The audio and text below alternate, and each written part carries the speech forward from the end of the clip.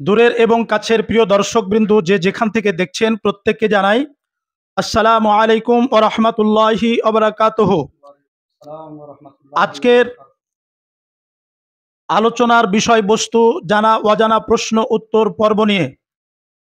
সবচাইতে বড় কথা হচ্ছে আজকে আনাস সুন্নি টিভির প্রশ্ন উত্তর পর্বে আমরা পেয়েছি জনাব আব্দুল জব্বার সাহেব, দারুল উলুম গরিবে নওয়াজ মাদ্রাসার সহশিক্ষক। আজকে কিছু জানার বিষয় আছে, সেসব বিষয়গুলি জনাব আব্দুল জব্বার সাহেবকে আমি প্রশ্ন করছি। এই প্রোগ্রামে আপনারাও সঙ্গে থাকুন, উত্তরগুলা আপনারাও জেনে নেবেন।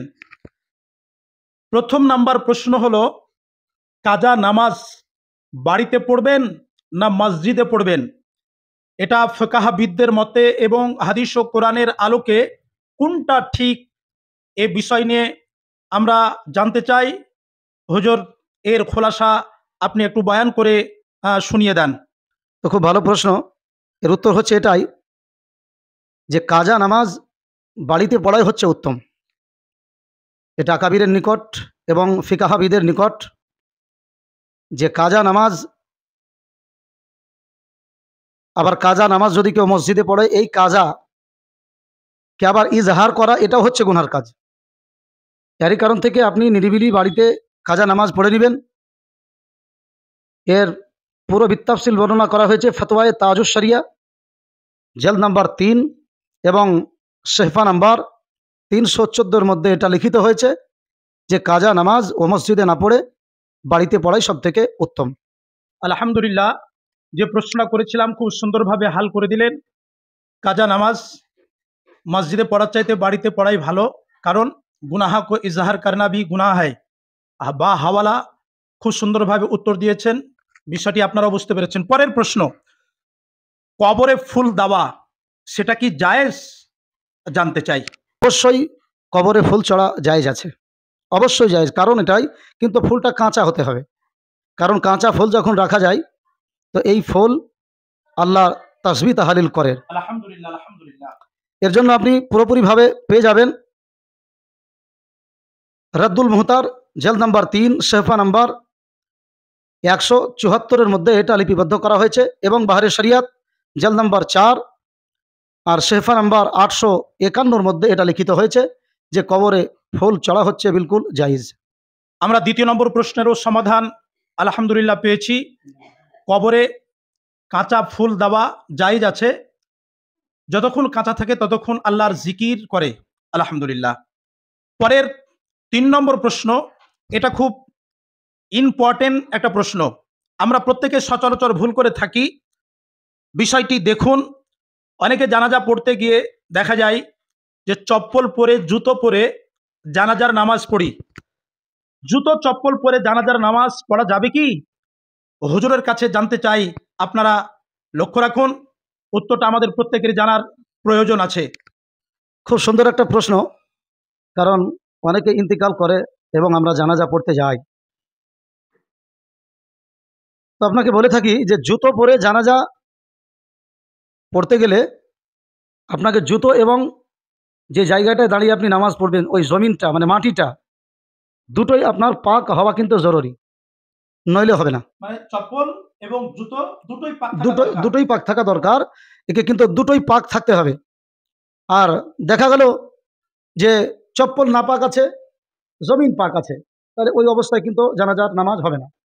ওকে জুতো এবং চপ্পল দুটোই পাক থাকা জরুরি, আর না হলে জুতো খুলে ওকে নামাজ পড়তে হবে। আবার দেখা গেল আরেকটা ব্যাপার, যে জুতো অনেকেই পরেই নামাজ পড়ালে হয়তো জুতোও পাক জমিনও পাক, কিন্তু জুতো পরে যদি কেউ নামাজ পড়ে নিজের মধ্যে যে একটা আমিত্ব ভাব এটা প্রকাশ পায়। হ্যাঁ, এরই কারণ থেকে সব থেকে উত্তম হচ্ছে ও জুতো না পরে নামাজ পড়া, জুতোটা সাইডে খুলে রেখে ও নামাজ পড়বে। এর জন্য পুরোপুরিভাবে আপনি পেয়ে যাবেন ফতোয়ায়ে রাজাবিয়া জেলদ নাম্বার 9 সেহফা নাম্বার 188 মধ্যে লিপিবদ্ধ হয়েছে খুব সুন্দরভাবে। আলহামদুলিল্লাহ, বিষয়টি আপনারা প্রত্যেকে বুঝতে পারলেন। জুতো চপ্পল পরে কেউ জানাজা পড়লে কি সমাধান সেটা পেলেন।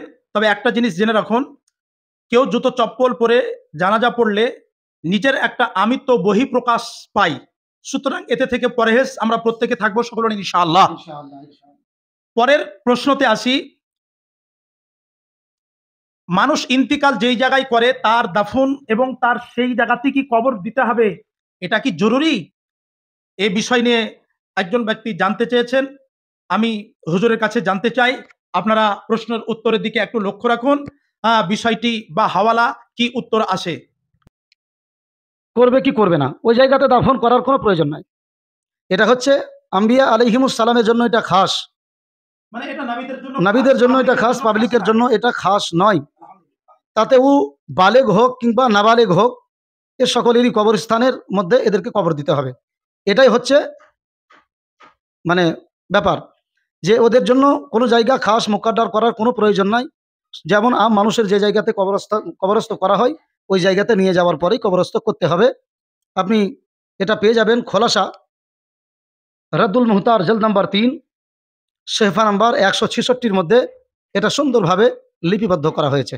আমরা খুব সুন্দর উত্তর পেয়ে গেলাম।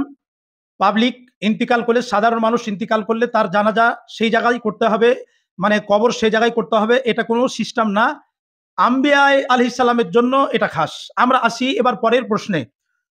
প্রশ্নটা হচ্ছে এটাই, আমরা নামাজ পড়তে দাঁড়িয়েছি, তাশাহুদ অর্থাৎ আত্তাহিয়াত পড়ার সময় দেখা যাচ্ছে ইমাম সাহেবের আগে আত্তাহিয়াত, দরুদ শরীফ এবং দুআয়ে মাসুরা মুক্তাদির আগে পড়া হয়ে গেছে। ইমাম সমস্ত পড়বে, আমার পড়া সমাপ্ত, ওই সময়টা আমি নীরবতা অবলম্বন করে থাকবো, না আমার জন্য পড়ার কিছু পারমিশন আছে? আমরা প্রত্যেকে নামাজ পড়ি, বিষয়টা আমাদের প্রত্যেকে জানা দরকার আছে। হুজুর কি উত্তর দেয় একটু লক্ষ্য রাখুন, বা হাওয়ালা উত্তর দিলে আমরা উপকৃত হব। যাই হোক, মৌলানা হাসান সাহেব যে প্রশ্নটা করেছেন এটা খুব কমন একটা প্রশ্ন, যে ইমামের আগে মুক্তাদির তাশাহুদ যদি পড়া হয়ে যায় তো ও কি করবে। এর উত্তর হচ্ছে এটাই, যে দেখা গেল যে আপনি জামাতে নামাজ পড়ছেন, তাশাহুদ ইমামের আগে পড়া হয়ে গেল, ওই সময়তে আপনার কাজ হবে এটাই যে আপনি চুপ থাকবেন। আপনার আত্মাহিয়াত পড়া হয়ে গেল, আপনি চুপ থাকবেন। যদি এটা মনে হয় যে আমি চুপ থাকার ফলে হয়তো মনের মধ্যে অন্য খেয়াল আসছে, অন্য মনস্ক হয়, তাহলে এই অবস্থাতে ওই ব্যক্তি আবার পুনরায় তাশাহুদ ঘুরিয়ে পড়বে, সালাম না ফিরাবে আর কি, অতক্ষণ পর্যন্ত তাশাহুদ পড়বে। আপনি এটা খোলাসা পেয়ে যাবেন ফতোয়ায়ে মুফতি আজম জিলদ নাম্বার 3 শেফা নাম্বার হচ্ছে 20-র মধ্যে এটা খোলাসা বর্ণনা করা হয়েছে। আলহামদুলিল্লাহ, আশা করি যতগুলা বিষয় নিয়ে প্রশ্ন করা হয়েছে খুব সুন্দরভাবে তার হাল এবং তার উত্তর আমরা পেয়ে গেছি। আপনারাও আশা করি এই প্রোগ্রামে খুশি হয়েছেন। আপনারাও আনাস সুন্নি টিভির সঙ্গে থাকুন এবং প্রতিনিয়ত নতুন নতুন ভিডিও দেখার জন্য আপনারা আনাস সুন্নি টিভির উপরের দিকে নজর রাখুন।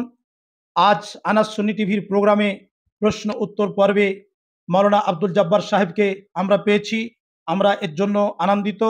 আল্লাহ রাব্বুল আলামিনের কাছে দোয়া করব, আল্লাহ রাব্বুল আলামিন ইনাকে নেক হায়াত দান করুক। সকলে বলুন আমিন। আপনারাও ভালো থাকুন, সুস্থ থাকুন, আনাস সুন্নি টিভির দিকে নজর রাখুন। প্রতিনিয়ত নতুন নতুন ভিডিও দেখার জন্য এখান থেকেই সমাপ্ত ঘটাচ্ছি।